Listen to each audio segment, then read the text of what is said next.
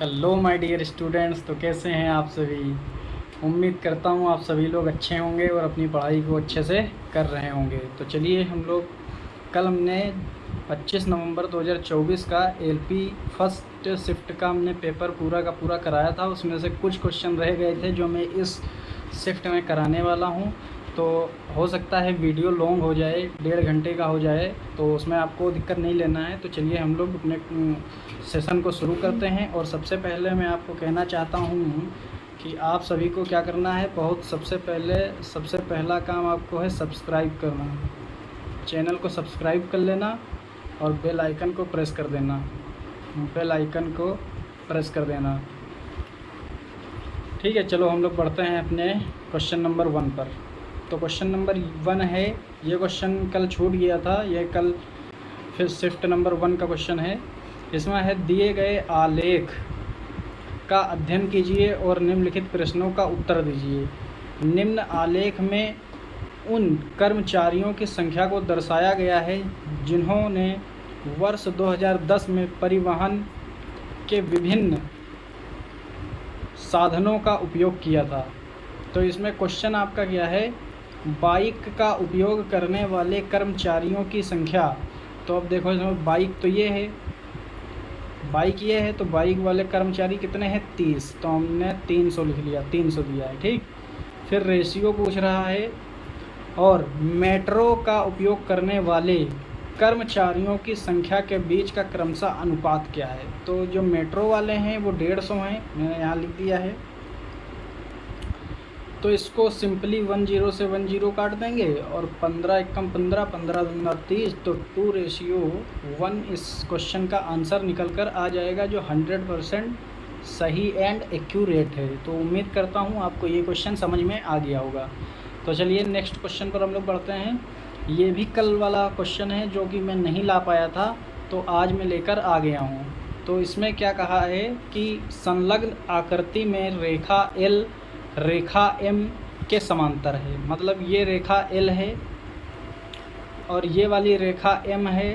तो ये दोनों की दोनों जो है कैसी हैं, पैरेलल लाइन है, समांतर हैं। आप देख रहे होंगे कि एक ये लाइन है एल और एक ये लाइन है एम, ये दोनों के समांतर हैं। और x + 2y का मान कितना होगा। तो सिंपल सी बात है मेरे भाई, यहाँ पर आपको एंगल दिया गया है 60। ठीक है, 60 बोले तो 60 डिग्री का एंगल दिया गया है। तो ये जो अपोजिट एंगल होता है तो ये कितना होगा, ये भी 60 डिग्री ही होगा। ये 60 डिग्री हो गया। बट ये जो आमने सामने का एंगल होता है, इनका योग होता है 180 डिग्री। तो यहाँ पर से हम y का मान क्या निकाल लेंगे, y + 60 डिग्री बराबर, इसका दोनों को अगर हम जोड़ेंगे तो ये 180 के बराबर होता है। तो यहाँ से y का मान हम निकाल लेंगे। तो y का मान अगर निकालेंगे तो यहाँ पर 120 डिग्री निकल कर आ जाएगा। फिर यहाँ पर हम लोग x का मान निकालते हैं, ये 105 डिग्री, और x को अगर फिर हम जोड़ेंगे तब ये भी 180 डिग्री बनेगा, क्योंकि ये जो इंटरनल एंगल होते हैं इनका योग कितना होता है, 180 डिग्री होता है। तो यहाँ से अगर हम x की वैल्यू निकालेंगे तो यहाँ पर 75 डिग्री ये निकल के आएगा। तो अब हमको x की वैल्यू पता चल गई और y की वैल्यू पता चल गई। और क्वेश्चन में हमसे क्या पूछ रहा है, x + 2y का मान पूछ रहा है। तो x बराबर कितना निकल के आया, 75 डिग्री, प्लस 2 लिखा है, 2 लिख दिए। y कितनी निकल के आई, 120 डिग्री। फिर अगर हम इसको सॉल्व करेंगे तो 75 डिग्री प्लस ये हो जाएगा 240 डिग्री। इसको अगर हम ऐड करेंगे तो ये निकल के आएगा 315 डिग्री, जो कि ऑप्शन नंबर ए में दिया है। उम्मीद करते हैं आपको ये क्वेश्चन समझ में आ गया होगा। चलो हम लोग बढ़ते हैं अपने नेक्स्ट क्वेश्चन पर। ये भी कल का क्वेश्चन है, ये सिंप्लीफिकेशन का क्वेश्चन था, बट मैंने सोचा इसको भी लिए चलते हैं, आपको करा ही देते हैं। इसमें एक्सचेंज करने को बोला है, ये वाला ऑप्शन उठाइए, 84 और 42 को बदल दीजिए, आपका क्वेश्चन सॉल्व हो जाएगा। तो चलिए हम लोग करते हैं। 21 लिखा है, 21 लिख देंगे। उसी तरह से 4 लिखा, 4 लिख देंगे। 84 जहाँ पर लिखा है उसको हम लोग रिप्लेस करेंगे 42 से, तो यहाँ पर हम लोग 42 लिख देंगे और ये डिवीज़न लगा देंगे और 7 जैसा लिखा वैसा लिख देंगे, इंटू 2 लिख देंगे, क्योंकि हमको 84 और 42 को ही आपस में बदलना है और कुछ किसी भी संख्या को से कुछ छेड़खानी नहीं करनी है, किसी भी संख्या से। तो हम लोग फिर 15 लिख देंगे और 5 लिख देंगे, फिर प्लस, अब यहाँ पर 42 है सॉरी, तो यहाँ पर हम लोग 84 लिख देंगे, 84।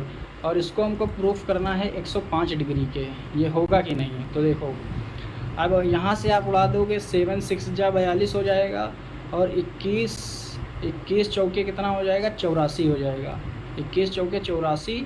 और ये कितना हो जाएगा, ये यहाँ पर प्लस लगा है, ये यहाँ पर प्लस का निशान है, तो यहाँ पर प्लस लगाएंगे, ये देखो आप देख सकते हो यहाँ पर, ठीक। और ये 6 दूनी कितना हो जाएगा, ये हो जाएगा 12, फिर माइनस 15 पचे कितना हो जाएगा 75, और फिर ये हो जाएगा 84, ये हो जाएगा 84, और ये हमको प्रूफ करना है 105 के। तो अब हमको क्या करना है कि ये जो 84 और 12 को ऐड कर दो तो ये 6 हो जाएगा, और ये 9 हो जाएगा, ये हो गया 96, और माइनस। अब 84 में से 75 आप अगर घटाएंगे तो 5 4 9 बचेगा।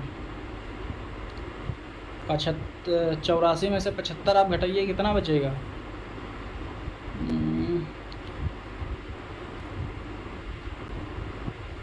14 में से आप अगर 5 घटाएंगे तो 9 बचेगा।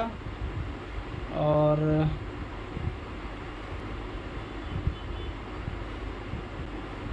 ये क्वेश्चन दिक्कत कर रहा है, देखें उसको हम देख लेते हैं एक बार कि वही क्वेश्चन है कि नहीं है।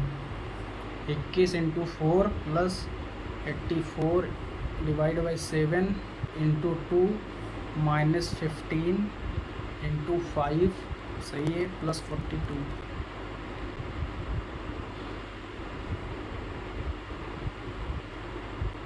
हाँ क्वेश्चन तो सही है, तब इसमें क्या दिक्कत आ रही है।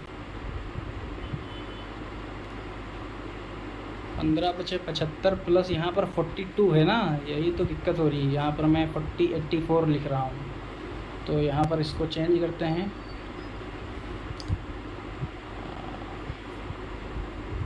यहाँ पर 42 होगा, ठीक है।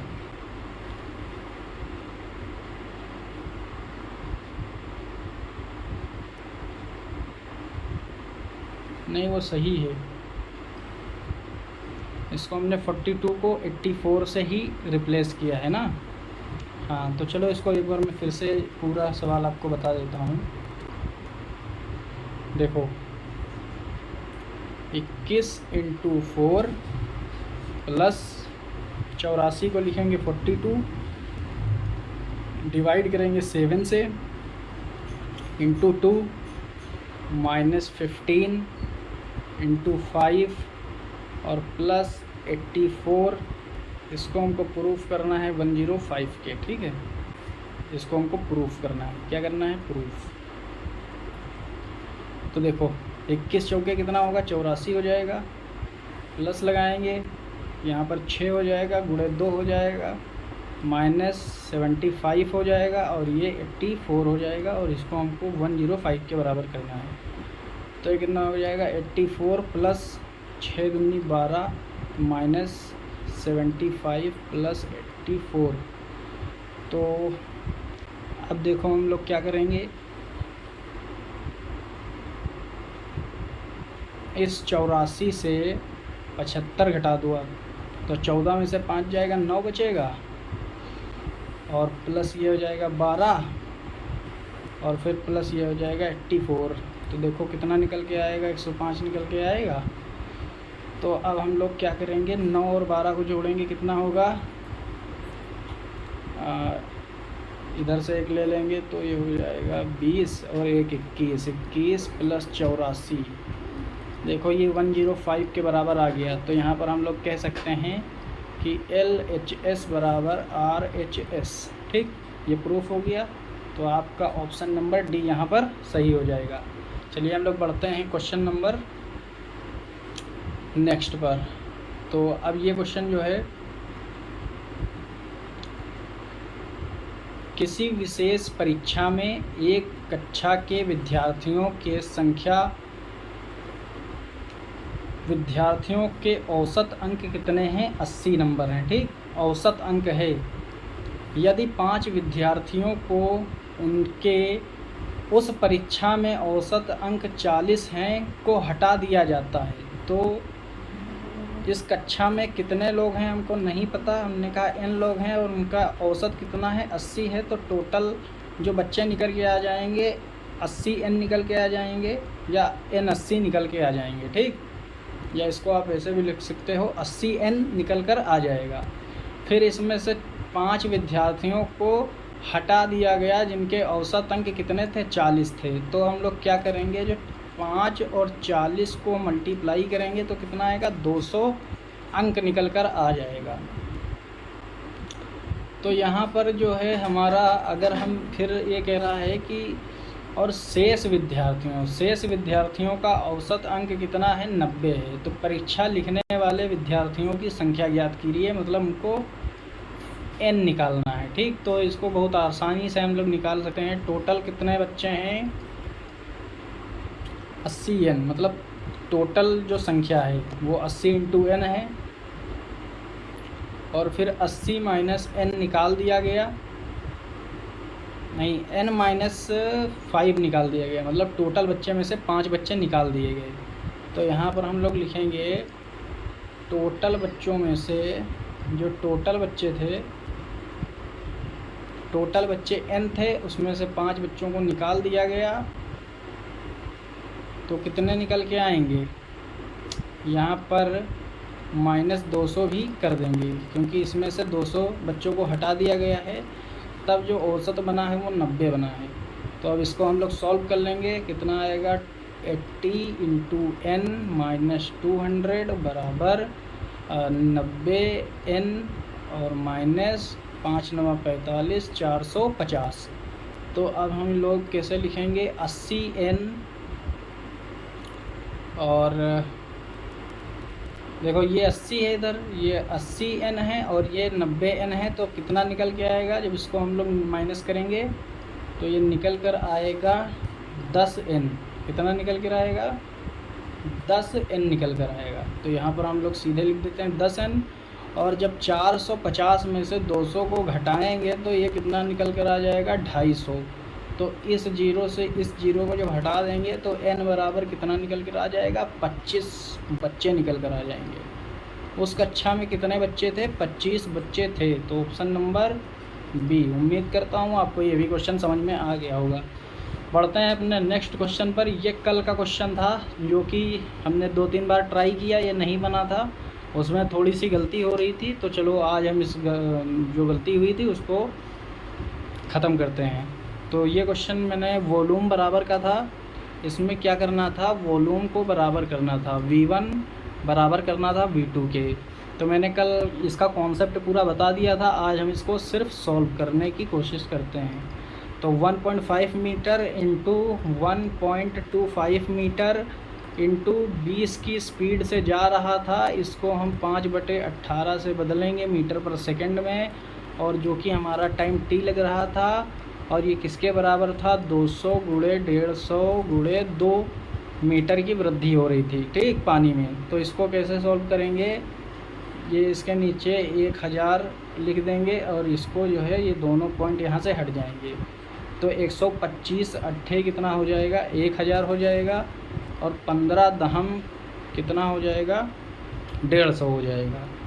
फिर ये 20 दहम 200 हो जाएगा, 20 दहम 200 हो जाएगा। और फिर ये जो 5 बचा है 5 दूनी 10 हो जाएगा। अब यहाँ पर क्या बचा, t बचा, 8 बचा इंटू 18 बचा, और यहाँ पर क्या बचा 2 दहम 20, 20 दहम 40, इधर बचा 40।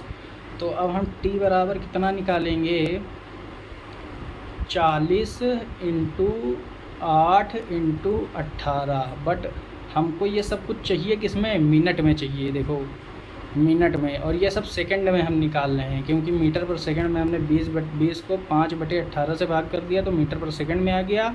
बट हमको निकालना है मिनट में, तो इसको हम 60 से डिवाइड और कर देंगे। तो अब देख लो, इस जीरो से इस जीरो को काट देंगे, 6 त्रिक 18, 6 त्रिक 18, 3 छक 18, ठीक है। और 8 चौक 32, और 32 तियाँ कितना होगा 32 × 3 कितना आएगा 3 दूनी 6 और 3 त्रिका 9, 96 मिनट निकल कर आ जाएगा, ठीक। अब मैं उम्मीद करता हूँ आपको अच्छे से समझ में आ गया होगा ये क्वेश्चन। फिर हम लोग बढ़ते हैं। एक व्यक्ति ने 1 रुपये में देखो 1 रुपये में 3 की दर से ख़रीदा, तो 1 रुपया ऊपर लिखेंगे और दर 3 की दर से नीचे लिखेंगे, ये करने का तरीका है। फिर कहा 1 रुपये में 2 की दर से समान संख्या में संतरे खरीदे, तो इसको 1 रुपये में 2 संतरे खरीदे। 20% का लाभ अर्जित करने के लिए उन्हें प्रति दर्जन किस मूल्य पर बेचना होगा। तो सबसे पहले इसका क्या करेंगे, इसका एवरेज निकालेंगे। तो इसका एवरेज निकाल लो। तो इसका जब एवरेज निकालेंगे तो ये आ जाएगा 6 और ये आ जाएगा 5 और ये आ जाएगा गुणे में, तो ये निकल के आ जाएगा 5/12। और 20% की वैल्यू अगर निकालेंगे, 20%/100, 20% की वैल्यू ये निकाल रहे हैं हम, तो ये आएगा 20×5 मतलब 1/5। तो पहले कोई 5 की चीज़ थी, उसको हम लोग 6 में बेचना चाह रहे हैं। तो ये जो 5 की वैल्यू निकल के आई है, ये 5 की वैल्यू निकल के आई है 5/12, ये 5 बराबर ही ये निकल के आया है एवरेज, ठीक। तो इसको हम जब 5 से उड़ाएंगे तो ये आएगा 1/12, मतलब 1 की वैल्यू कितनी निकल के आएगी, 1/12। 1 की वैल्यू कितनी निकल के आएगी, 1/12। हमको 6 की वैल्यू निकालनी है, तो ये कितनी हो जाएगी, इसमें 6 से गुणा कर देंगे तो ये 6 सही मतलब 6/12 हो जाएगी। और हमको प्रति दर्जन के भाव से निकालना है, तो यहाँ हम लोग 12 से गुणा कर देंगे, तो ये 12 से 12 ख़त्म हो जाएगा, तो 6 की वैल्यू कितनी आ जाएगी, 6 आ जाएगी। तो आपको समझ में आ गया होगा ये क्वेश्चन, ठीक है। अब हम लोग बढ़ते हैं अपने नेक्स्ट क्वेश्चन पर। अगर नहीं समझ में आया होगा तो इसको आप रिपीट करके देख लेना, ज़रूर समझ में आ जाएगी। बहुत सिंपल सवाल है, कुछ भी खास नहीं है इसमें। फिर ये क्वेश्चन आया था, यदि 2 समांतर रेखाओं को प्रतिच्छेद करने वाली एक तिर्यक छेदी रेखा के एक तरफ के दो अंतःकोणों का अनुपात जो है 2:3 में है, तो दोनों कोणों में से बड़ा कोण ज्ञात करो। देखो ये दो समांतर रेखा जा रही हैं, ए और बी, इनको एक प्रतिच्छेद कर रही है रेखा 2x और 3x के फॉर्म में। तो मैंने इससे पहले भी आपको बताया है कि जो इनका योग होता है वो 180 डिग्री होता है। तो यहाँ पर हम लिख सकते हैं 2x + 3x = 180 डिग्री। तो यहाँ पर आप अगर देखेंगे तो 5x बराबर कितना निकल के आएगा, 180 डिग्री। तो x बराबर कितना निकल के आएगा, 180 / 5, तो 5 एकम 5 तियाँ 15, 5 तियाँ 15, 5 छक्के 30, 36 डिग्री निकल कर आ जाएगा। कितना निकल कर आएगा, 36 डिग्री। x का मान कितना निकल के आएगा, 36 डिग्री निकल कर आ जाएगा। बट ये पूछ रहा है कि हमको बड़ा कोण बताइए। तो बड़ा कोण इसमें से कौन है, 2x बड़ा है या 3x बड़ा है, 3x बड़ा है, जाहिर सी बात है। तो 3 का गुणा x की वैल्यू कितनी निकल के आई, 36 निकल के आई। तो इसका गुणा कर दो, 3 × 18 का 8 हासिल 1, 3 × 9 1 10, मतलब 108 डिग्री इसका सही आंसर होगा। तो उम्मीद करता हूँ ये भी आपको क्वेश्चन समझ में आ गया होगा। कुछ नहीं था, बहुत सिंपल क्वेश्चन था। चलिए अब यहाँ पर आते हैं 84, 84, 105 और 140 का आपको क्या करना है, एलसीएम निकालना है। तो एलसीएम निकालना मैंने आपको सिखाया ही था। ऐसा ऑप्शन है इसमें, देखो कौन सी संख्या है जो 84 से भी कट जाएगी, 105 से भी कट जाएगी और 140 से भी कट जाएगी। तो ये 240 नहीं कटेगी और ये भी नहीं कटेगी और ये भी नहीं कटेगी। तो इसका ऑप्शन आप बाई ऑप्शन उड़ा सकते हो। 420 जो है इसका एलसीएम हो जाएगा। 84, 105 और 140 का जो एलसीएम होगा वो कितना हो जाएगा, 420 हो जाएगा। क्योंकि ये जो 420 है ये भी 7 का मल्टीपल है, 7 का मल्टीपल है, और ये जो 84 है ये भी 7 का मल्टीपल है। और भी कोई ऑप्शन मैच नहीं कर रहा है, इसलिए ऑप्शन नंबर बी हो जाएगा। ये बहुत सिंपल सवाल है, आप लोग समझ गए होंगे। फिर एक ये क्वेश्चन आया था कि y का मान बताना था इसमें। तो ये तो बहुत सिंपल है, 18 को लिखना है, इसके नीचे 24 लिखना है, फिर समानुपात की जगह पर लगा देना है बराबर, फिर लिखना है 24 और बटे y कर देना है। तो 3 से इसको उड़ा दो, 3 छक 18, 3 छक 18, 3 सत्ते 21, 3 आठी 24, और फिर इसको 6 चौक 24, 6 चौक 24, 8 चौक 32, वाई बराबर कितना आ जाएगा 32 निकल कर आ जाएगा। तो 32 is the right option in this question. फिर हम लोग बढ़ते हैं, एक आयत की भुजा 8 और 10 के अनुपात में है और उसका परिमाप 90 सेंटीमीटर है, तो इसका क्षेत्रफल ज्ञात कीजिए। मेरे भाई एक आयत है, ये आप समझ लो एक आयत है जिसका अनुपात 8x और 10x के अनुपात में है, ठीक है। तो इसको आप जोड़ दो, 8x प्लस 10x, और इसका जब आप डबल करेंगे तो ये निकल कर कितना आएगा 90 निकल कर आएगा। तो ये 16x प्लस 20x बराबर कितना आएगा 90 आएगा। तो 16 36x बराबर कितना निकल कर आएगा 90 निकल कर आएगा। तो x की वैल्यू यहाँ से कितनी निकल के आएगी 90/36। तो उसका क्षेत्रफल ज्ञात करना है। तो ये जो x की वैल्यू है ये कितना निकल के आई 90/36। तो हमको जब क्षेत्रफल निकालना होता है तो लंबाई गुणे चौड़ाई करनी होती है बेसिकली, ठीक, सिंपल सा।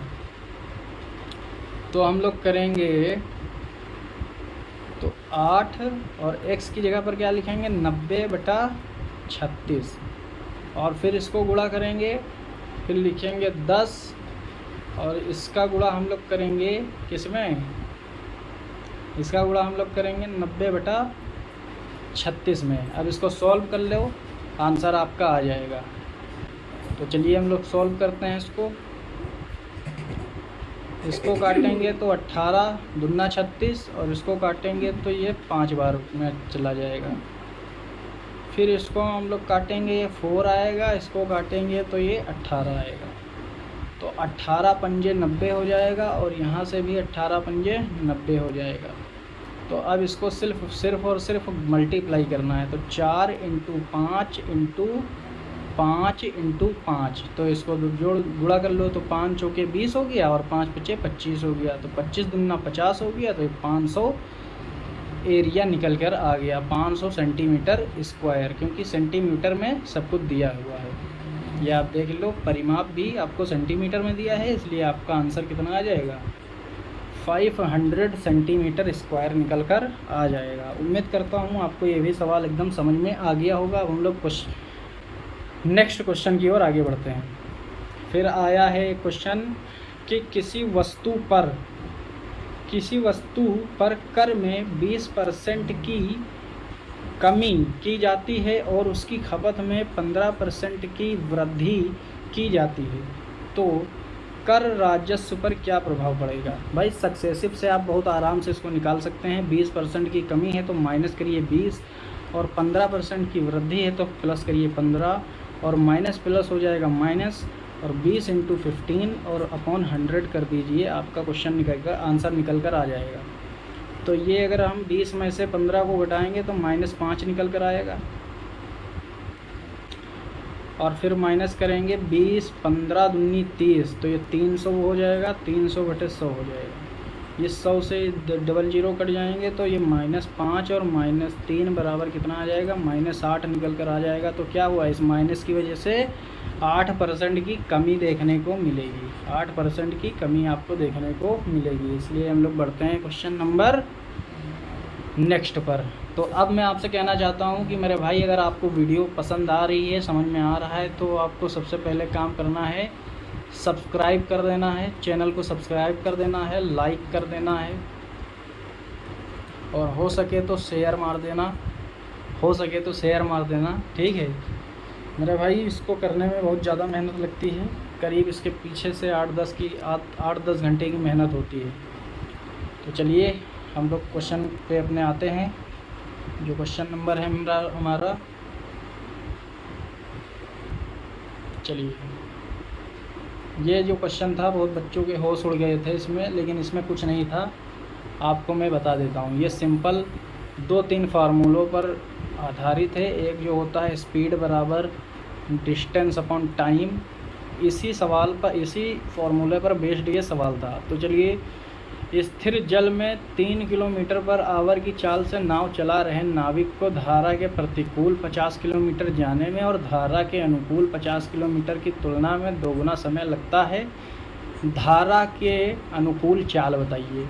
तो सबसे पहले मैं आपको कुछ टर्मिनोलॉजी बता देना चाहता हूँ जिससे आपको कोई दिक्कत ना हो। हमने कहा जो x है ये है नाव की चाल, नाव की चाल,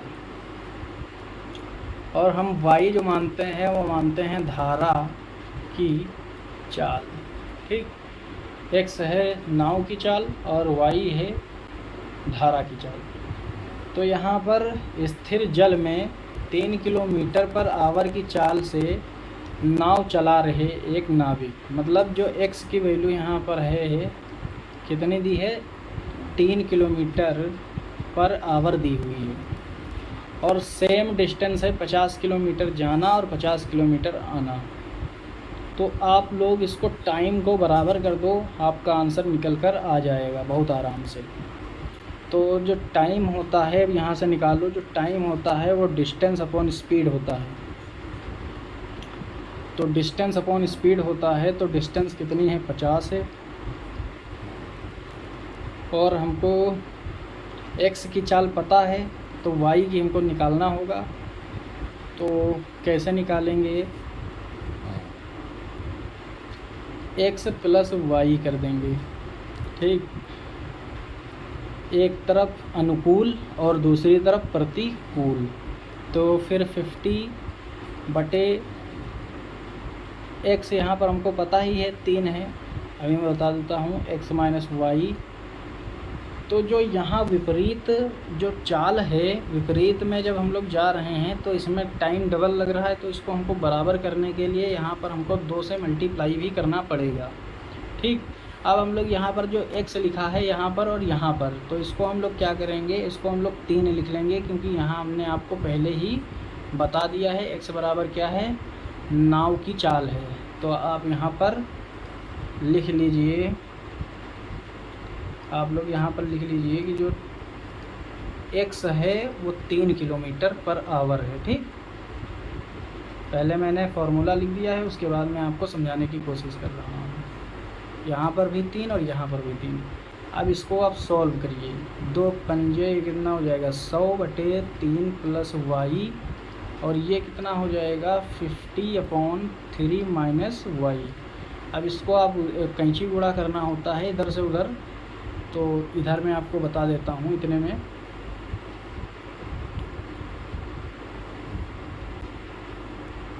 में आपको बता देता हूँ कि जब इधर से करेंगे तो ये हो जाएगा 300 माइनस 100y बराबर 5 तियाँ 15, 150 माइनस प्लस हो जाएगा क्योंकि यहाँ पर प्लस है, और इसको करेंगे 50y। अब इसको आप सॉल्व कर लीजिए, ये 150 को इधर लेके आएंगे तो ये कितना हो जाएगा, 150, और इसको अगर उधर लेके जाएंगे तो ये हो जाएगा 150y।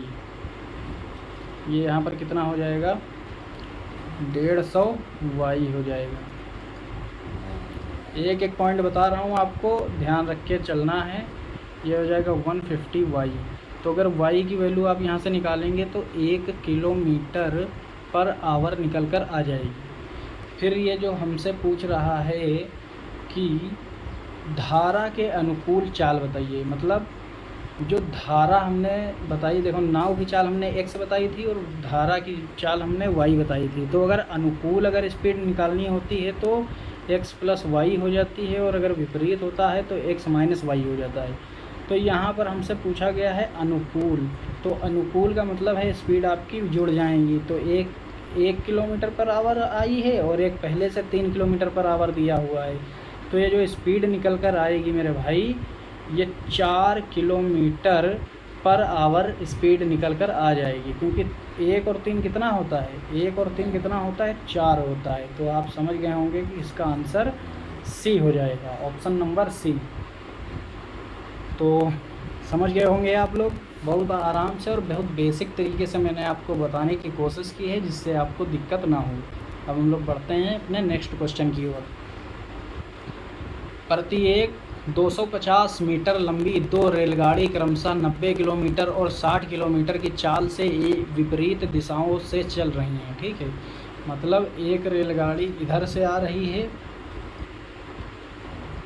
और एक रेलगाड़ी इधर से आ रही है, और ये भी कितनी है, 250 मीटर लंबी है, और ये भी 250 मीटर लंबी है, और ये विपरीत दिशा में आ रही हैं। ये इधर जा रही है और ये इधर आ रही है। तो एक दूसरे को कितने सेकंड में पार करेगी? तो आपको टाइम निकालना है। तो पहले आप ये फॉर्मूला देखो, जो टाइम होता है वो किसके बराबर होता है? डिस्टेंस अपॉन स्पीड के बराबर होता है। तो इधर की डिस्टेंस कितनी हो जाएगी? 250 मीटर अपॉन स्पीड कितनी हो जाएगी? 90 इंटू 5/18। या तो आप इधर आप देख लो, जो 90 यहाँ किलोमीटर पर आवर दिया हुआ है, तो इसको आप सिंपली इधर ही सॉल्व कर लो। इसको आप 5/18 से गुणा कर लो, तो 18 पंचे 90 और 5 बचे 25। तो ये यहाँ पर आपको तिकड़म करने की ज़रूरत नहीं पड़ेगी। आप सीधे यहाँ पर लिख सकते हो कि जो है 25 मीटर पर सेकेंड। तो यहाँ पर आप क्या लिखोगे? यहाँ पर आप 25 लिख सकते हो। फिर यहाँ पर 250 मीटर लंबी ट्रेन है और 60 मीटर पर सेकेंड से जा रही है। एक दूसरे को कितनी देर में पार करेंगी? तो देखो, ये सिंपल सा सवाल है, मैं पता नहीं कहाँ दिमाग चल रहा है मेरा। तो आपको बता देता हूँ, जो चाल होती है, चाल बराबर दूरी बटे समय होती है। तो आपको समय निकालना है, तो दूरी बटे चाल हो जाएगी। तो दूरी कितनी? दूरी भी जुड़ जाएगी और चाल भी जुड़ जाएगी। तो दूरी कितनी हो जाएगी? 500। और ये जो चाल है ये कितनी हो जाएगी? 90 + 60, ये हो जाएगी 150। 150 को जब हम मीटर पर सेकंड में बदलेंगे तो ये 18 से भाग करना पड़ेगा। तो इसको हम लोग 3 से इसको हम लोग डिवाइड करते हैं। 3 × 6 = 18, 3 × 5 = 15, ये 50 बार में चला गया। और ये कितना हो जाएगा? 5 × 5 = 25 और बटे 6। तो इसको अगर हम काटेंगे तो 3 हो जाएगा और ये हो जाएगा 125। तो यहाँ पर हम लोग क्या लिखेंगे? 125/3। तो ये वाला जो 3 है, ये भी यहाँ पर मल्टीप्लाई होके आ जाएगा, पलट करके इधर आ जाएगा। ये यहाँ से पलट करके, तो ये कितना हो जाएगा? ये हो जाएगा 500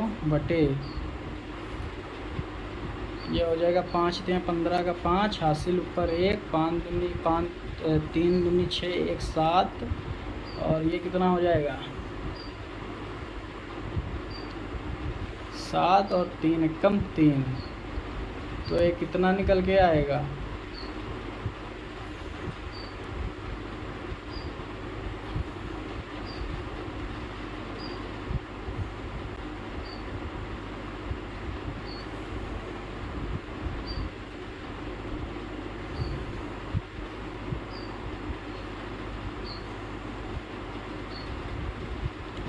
देखो, ये यहाँ पर आएगा कितना? 3। और ये यहाँ पर नहीं आएगा।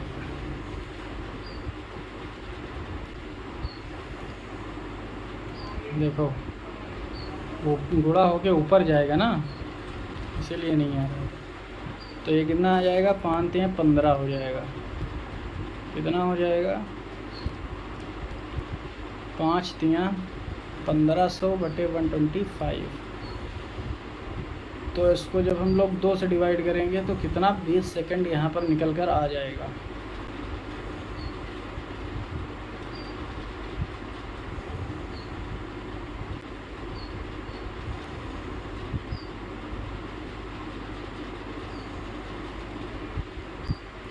बीस सेकंड निकल कर आ जाएगा ना।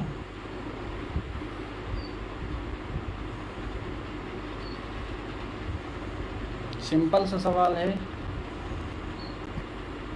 बट थोड़ा टाइम ओवर हो रहा है इसलिए थोड़ी सी दिक्कत आ रही है।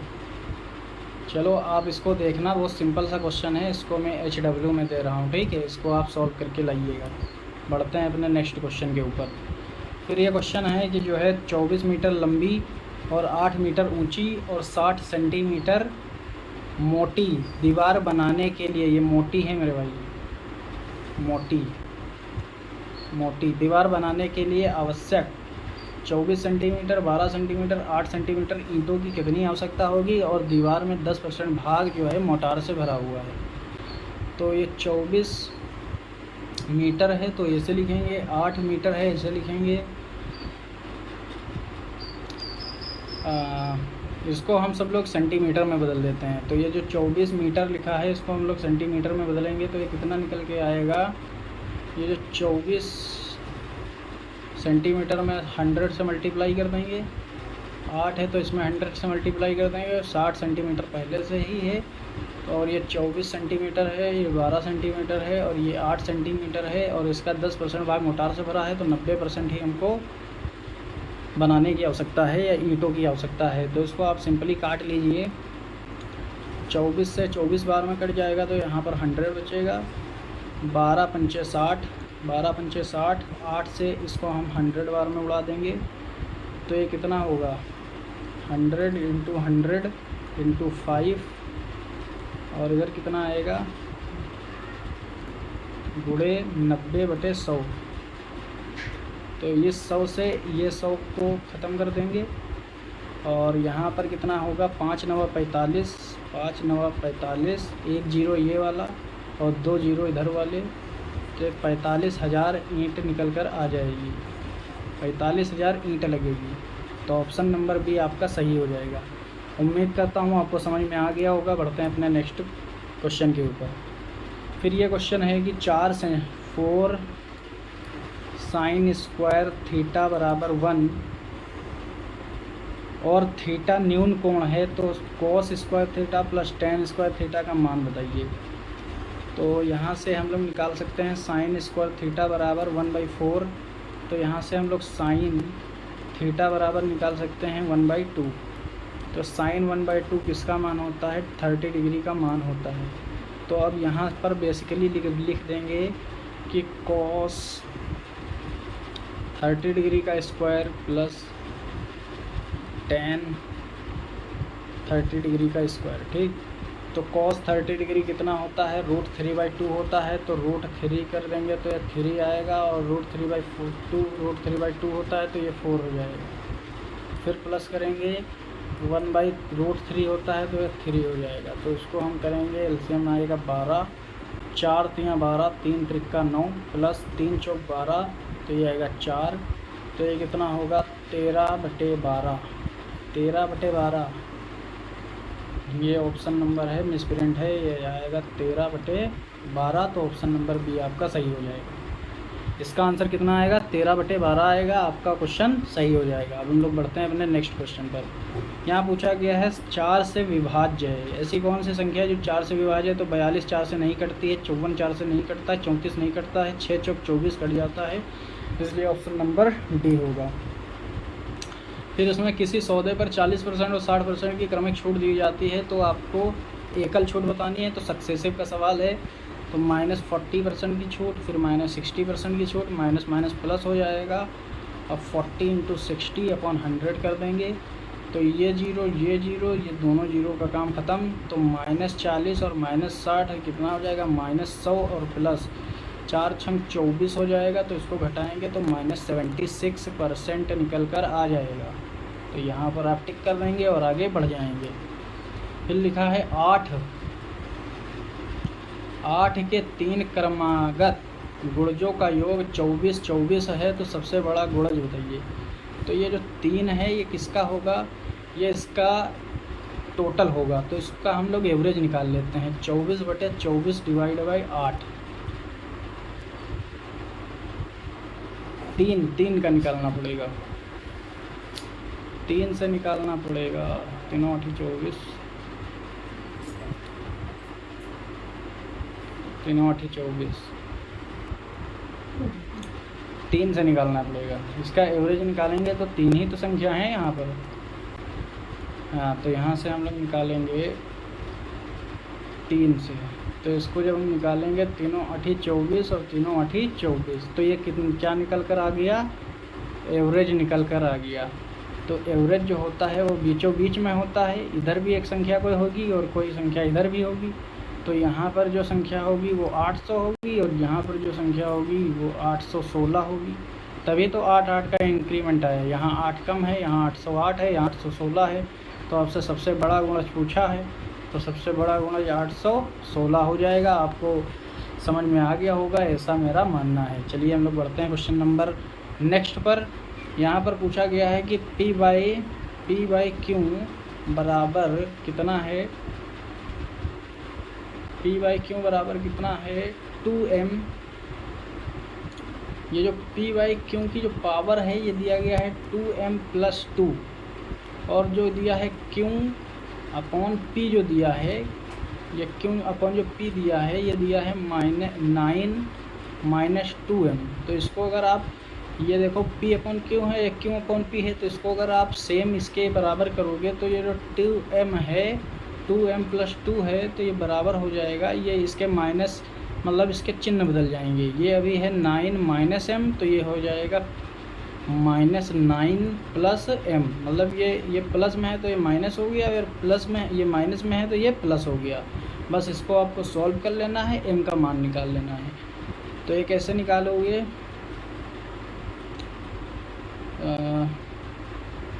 इसको इधर ले आओ, तो m बराबर कितना आएगा, -11 आ जाएगा, -11 आ जाएगा। Option number C. ये बेसिक कैलकुलेशन है, आप लोग कर लोगे ना। फिर हम लोग बढ़ते हैं क्वेश्चन नंबर नेक्स्ट पर। यहाँ पर पूछा गया है 2z - 5y² + 5z + 2y² - 25z²। तो इसमें आपको क्या करना है, x तो इसमें दिया भी नहीं है, इसमें आपको क्या करना है, एक सिंपल सा छोटा सा काम करना है। y और जो z दिया है आपको